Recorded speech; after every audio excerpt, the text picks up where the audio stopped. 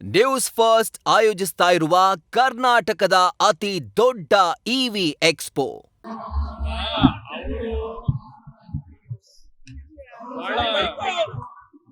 ದಿನಗಳಿಂದ ಲಘುವಾಗಿ ಮಾತಾಡ್ತಕ್ಕಂಥದ್ದು ಗಮನಿಸಿದ್ದಾರೆ. ಈಗ ಅವ್ರು ಏನ್ ಟೀಕೆ ಮಾಡಿದ್ದಾರೆ, ನಾನು ಅದಕ್ಕೆ ಉತ್ತರ ಕೊಡ್ಲಿಕ್ಕೆ ಹೋದ್ರೆ ಅವರು ನನಗೆ ಕೇಳಬಹುದು,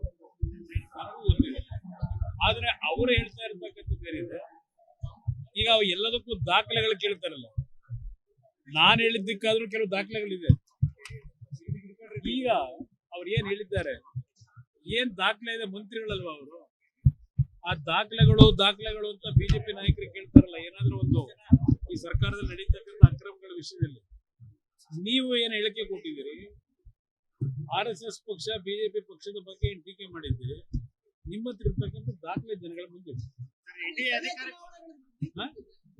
ಮೈತ್ರಿನಲ್ಲಿ ಯಾವುದೇ ಸಮಸ್ಯೆಗಳಿಲ್ಲ, ಯಾವುದೇ ಲೋಪಗಳಿಲ್ಲ. ವೈಯಕ್ತಿಕವಾಗಿ ಮಾತನಾಡ್ತಕ್ಕಂಥದ್ದನ್ನ ಯಾರೋ ಅದಕ್ಕೆ ಹೆಚ್ಚಿನ ಪ್ರಾಮುಖ್ಯತೆ ಕೂಡ ಅವಶ್ಯಕತೆ ಇದೆ. ಯಾವ ವ್ಯಾಪ್ತಿ ಅಲ್ಲ, ಕರ್ನಾಟಕ ವ್ಯಾಪ್ತಿ, ದೇಶದ ವ್ಯಾಪ್ತಿನಲ್ಲೇ ನಾವೀಗಾಗಲೇ NDAನಲ್ಲಿ ಸೇರಿರ್ತಕ್ಕಂಥ ಹಿನ್ನೆಲೆಯಲ್ಲಿ ಇದು ಯಾವುದು ವಿಷಯಗಳು ಪ್ರಮುಖವಾಗಿ ಬರಲ್ಲ. ನೋಡಿ, ನಾನು 106 ಬಾರಿ ಹೇಳಿದೆ, ಅವ್ರು ಹಲವಾರು ಜನ ಹೇಳ್ತಾರೆ, ಈಗ ಇಲ್ಲಿ ಬಂದಾದ್ರು ಮುಂದಿನ ಮುಖ್ಯಮಂತ್ರಿ ಅಂತ ಕೂಗ್ತಾರೆ. ಜನ ಕೂಗ್ತಕ್ಕಂಥದ್ದನ್ನು ನಾವು ಭ್ರಮೆಲಿ ಹೋಗ್ಬಾರ್ದು. ಜನ ಅವ್ರ ಪ್ರೀತಿಯಿಂದ ಮಾತಾಡ್ತಾರೆ.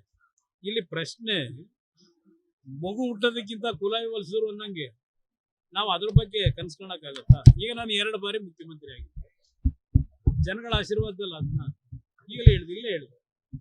ಇಲ್ಲಿ ಯಾರ್ಯಾರ ಹಣೆಯಲ್ಲಿ ಏನೇನು ಬರ್ದಿರ್ತದೆ, ನಾನು 106 ಬಾರಿ ಹೇಳಿದ್ದೇನೆ, ನನ್ನ ಮೊದಲನೇ ಆದ್ಯತೆ ಬಿಜೆಪಿ JDS ಪಕ್ಷಗಳು ಇವತ್ತು ಮೈತ್ರಿಯನ್ನ ಮಾಡಿರೋದು, ಇಂಥ ಒಂದು ಕೆಟ್ಟ ಪರಿಸ್ಥಿತಿಯಲ್ಲಿ ಇರತಕ್ಕಂಥ ಸರ್ಕಾರ ತೆಗಿಬೇಕು ಅಂತ. ಇದು ನನ್ನ ಮೊದಲನೇ ಆದ್ಯತೆ. ಮುಖ್ಯಮಂತ್ರಿ ಸ್ಥಾನ, ಅಧಿಕಾರ ಸ್ಥಾನ ಮುಖ್ಯ ಅಲ್ಲ. ಈಗಾಗಲೇ ನೋಡ್ಬಿಟ್ಟಿದ್ದೀನಿ, ದೆಹಲಿನೂ ನೋಡಾಗಿದೆ, ಕರ್ನಾಟಕನೂ ನೋಡಾಗಿದೆ. ನನಗೆ ಅದು ಮುಖ್ಯ ಅಲ್ಲ, ಈ ರಾಜ್ಯ ಮುಖ್ಯ. ಈ ರಾಜ್ಯ ಉಳಿಬೇಕು. ಅದಕ್ಕೆ ಇವತ್ತು ಒಂದು ಉತ್ತಮವಾದಂತ ಜನಪರವಾದಂತ ಸರ್ಕಾರ ತರಬೇಕು, ಅದು ನನ್ನ ಮೊದಲನೇ ಆದ್ಯತೆ. ನ್ಯೂಸ್ ಫಸ್ಟ್, ನಿರ್ಭೀತಿಯಿಂದ ನಿಮ್ಮ ಪರವಾಗಿ.